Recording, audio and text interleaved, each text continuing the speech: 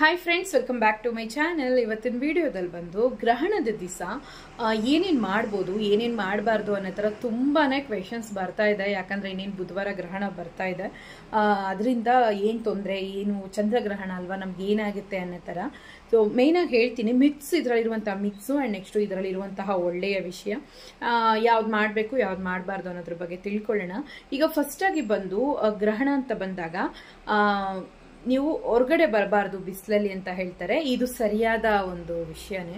So ಇದಕ್ಕೆ ಒಂದು ಒಳ್ಳೆ ಕಾರಣ ಏನು ಅಂತಂದ್ರೆ ವಿಕಿರಣ ಅಂತ ಹೇಳ್ತೀವಿ. ಸೂರ್ಯನಿಂದ, ವಾತಾವರಣದಲ್ಲಿ ಸೂರ್ಯನಿಂದ ಹೊರಹೊಮ್ಮುವಂತ ವಿಕಿರಣ.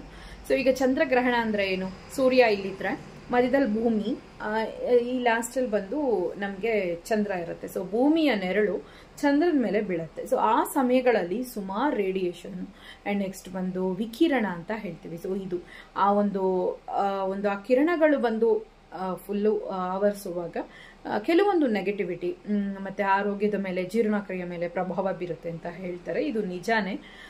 ಸೊ ಅದರಿಂದ ದೂರ ಇರೋದಕ್ಕೋಸ್ಕರನೇ ಹೊರಗಡೆ ಹೋಗಬೇಡಿ ಗ್ರಹಣದ ಸಮಯದಲ್ಲಿ ಅಂತ ಹೇಳುವಂಥದ್ದು. ಇನ್ನೊಂದು ಬಂದು ಮಲ್ಕೋಬಾರ್ದು, ಮಗುಗೆ ಕರಳು ಸುತ್ತುತ್ತೆ ಗ್ರಹಣದ ಸಮಯದಲ್ಲಿ ಅಂತ ಹೇಳ್ತಾರೆ. ಇದು ಮಿತ್ತು, ಇದು ಬಂದು ಸುಳ್ಳಿದು, ಏನು ಅಂತದೇನಾಗಲ್ಲ. ತರಕಾರಿಗಳನ್ನ ಹಚ್ಚಬೇಡಿ, ಮಗುಗೆ ಸೀಳು ತುಟಿ ಹುಟ್ಟತ್ತೆ ಅಂತ ಹೇಳ್ತಾರೆ. ಇದೂ ಮಿತ್ತು. ಆ ಥರ ಎಲ್ಲ ಯಾವ ಸೀಳು ತುಟಿನೂ ಹುಟ್ಟೋದಿಲ್ಲ ಬೇಬಿಗೆ. ಚಾಕು ಇವೆಲ್ಲ ಹಚ್ಚೋದು ಬೇಡ ಅಂತ ಯಾಕೆ ಹೇಳಿದ್ರು ಅಂದ್ರೆ, ಹಿಂದಿನ ಕಾಲದಲ್ಲೆಲ್ಲ ರಾತ್ರಿ ಟೈಮು ಗ್ರಹಣಗಳು ಹಿಡಿಯುವಾಗ ಹೆಣ್ಮಕ್ಳು ನೈಟ್ ಟೈಮಲ್ಲಿ ಅಡುಗೆ ಮಾಡೋರು. ಅವಾಗ ಕರೆಂಟ್ ಅಂತವೆಲ್ಲ ಏನೂ ಇಲ್ಲ, ದೀಪದ ಬೆಳಕಲ್ಲೆಲ್ಲ ಮಾಡ್ಕೋಬೇಕಿತ್ತು. ಸೊ ಅವಾಗ ಹಚ್ಚೋವಾಗ ಕೈ ಕಟ್ ಮಾಡ್ಕೊಳ್ತಾರೆ, ಏನಾದರೂ ಅನಾಹುತ ಮಾಡ್ಕೊಳ್ತಾರೆ ಅನ್ನೋ ಕಾರಣಕ್ಕೋಸ್ಕರನೇ ಗ್ರಹಣ ಹಿಡಿಯೋದಕ್ಕೂ ಮುಂಚೆ ಅಂದರೆ ಬೆಳಕಿರುವಾಗಲೇ ಅಡುಗೆ ಮಾಡಿ ಬೇಗ ಊಟ ಮಾಡಿ ತಿನ್ಲಿ ಅನ್ನೋ ಕಾರಣಕ್ಕೋಸ್ಕರ ಈ ಒಂದು ವಿಷಯವನ್ನು ಅಳವಡಿಸಿದ್ದು. ಮತ್ತು ಟಾಯ್ಲೆಟ್ಗೆಲ್ಲ ಹೋಗಬಾರ್ದು ಅಂತ ಯಾಕೆ ಹೇಳಿದ್ರು ಅಂದರೆ, ಟಾಯ್ಲೆಟ್ಗೆ ಹೋಗಬಾರ್ದು ಅನ್ನೋದೇ ಒಂದು ಮಿತ್ತು. ಸೊ ಅವಾಗ ಯಾಕೆ ಅದನ್ನು ಹೇಳಿದ್ರು ಅಂದರೆ, ಎಲ್ಲ ಹೊರಗಡೆ ಇರ್ತಾ ಇತ್ತು. ಇಲ್ಲಾಂದರೆ ಬೈಲನ್ನು ಅಂದರೆ ಬೈಲು ಸೀಮೆ ಅಂತಾರಲ್ಲ, ಸೊ ಹೊರಗಡೆ ಬೀಡ್ಗಳನ್ನ, ಹೊಲಗಳನ್ನ ಯೂಸ್ ಮಾಡ್ಕೊಳ್ಳೋರು ಯೂರಿನ್ ಪಾಸ್ ಮಾಡೋದಕ್ಕೆ, ಟಾಯ್ಲೆಟ್ ಪಾಸ್ ಮಾಡೋದಕ್ಕೆ. ಸೊ ಗ್ರಹಣ ನೈಟ್ ಇರೋವಾಗ ನೈಟ್ ಹೋಗಿ ಬಂದ್ರೆ ಭಯ ಪಡ್ತಾರೆ. ಅಕ್ಕಿ ನೆರಳು ಅಂತ ಹೇಳ್ತಾರೆ. ಸೊ ಹಳ್ಳಿ ಕಡೆ ಎಲ್ಲ ತುಂಬಾನೇ ಇರ್ತವೆ ಇಂಥವೆಲ್ಲನೂ. ಸೊ ಮಗುಗೆ ತೊಂದರೆ ಆಗ್ಬಾರ್ದು. ಹೊರಗಡೆ ಹೋಗಿ ಏನಾದ್ರೂ ಕಪ್ಪಗೆ ಕತ್ಲೆ ಆಗಿ ನೋಡಿ ಅದನ್ನ ದೆವ್ವ ಅನ್ಕೊಂಡು ಭಯ ಪಟ್ಟು ಹೆಲ್ತ್ ಹಾಳು ಮಾಡ್ಕೋಬಾರ್ದು, ಪ್ಯಾನಿಕ್ ಆಗಬಾರ್ದು, ಹೆದರ್ಕೋಬಾರ್ದು ಅನ್ನೋ ಕಾರಣಕ್ಕೆ ಹೊರಗಡೆ ಹೋಗಬಾರ್ದು, ಯೂರಿನ್ಗೆ ಹೋಗಬಾರ್ದು, ಟಾಯ್ಲೆಟ್ ಪಾಸ್ ಮಾಡಬಾರ್ದು, ಈ ರೀತಿ ಎಲ್ಲಾನು ಹೇಳಿದ್ರು. ಬಟ್ ಈಗೆಲ್ಲ ಮನೇಲೇ ಇರೋದ್ರಿಂದ ಏನು ತೊಂದರೆ ಇಲ್ಲ, ಅವೆಲ್ಲ ಮಾಡ್ಕೊಳ್ಳಿ.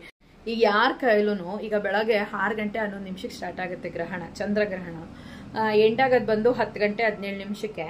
ಈಗ ಯಾರ ಕೈಯಲ್ಲೂ ಕೂಡ ಯೋಚನೆ ಮಾಡಿ, ಸೊ ಯಾರ ಕೈಲೂ ಅಷ್ಟೇನೆ ಗ್ರಹಣ ಮುಗಿಯೋವರೆಗೂ ಅಂದ್ರೆ 4 hours ಪೀರಿಯಡ್ ಇದು ಗ್ರಹಣ ನಡೆಯುವಂಥದ್ದು. ಈ ಸಮಯದಲ್ಲಿ ಯಾರ ಕೈಲೂ ಇದನ್ನೆಲ್ಲ ಅಡಗಿಸಕ್ಕಾಗಲ್ಲ, ಅಡಗಿಸ್ಲೂಬಾರ್ದು. ನೀವು ಯೂರಿನ್ ಎಲ್ಲ ಅಡಗಿಸ್ಕೊಂಡು ಕುತ್ಕೊಂಡ್ರೆ UTI ಪ್ರಾಬ್ಲಮ್ ಆಗುತ್ತೆ, ಅಂದ್ರೆ ಯೂರಿನರಿ ಟ್ರ್ಯಾಕ್ ಇನ್ಫೆಕ್ಷನ್ ಆಗುತ್ತೆ. ಸೊ ಅದನ್ನ ಮನಸ್ಸಲ್ಲಿ ಇಟ್ಕೊಳ್ಳಿ. ಯಾವುದೇ ಕಾರಣಕ್ಕೂ ಇದನ್ನೆಲ್ಲ ಅಡಗಿಸೋದು ಮಾಡಕ್ ಹೋಗ್ಬೇಡಿ. ಮತ್ತೆ ಇನ್ನೊಂದೇನು ಹೇಳೋರು ಅಂತಂದ್ರೆ, ಊಟ ತಿನ್ಬಾರ್ದು ಆ ಟೈಮಲ್ಲಿ, ಅಡುಗೆ ಮಾಡಬಾರ್ದು, ಬೇಯಿಸಬಾರ್ದು ಅನ್ನೋ ಥರ ಮಾತೆಲ್ಲ ಇದೆ.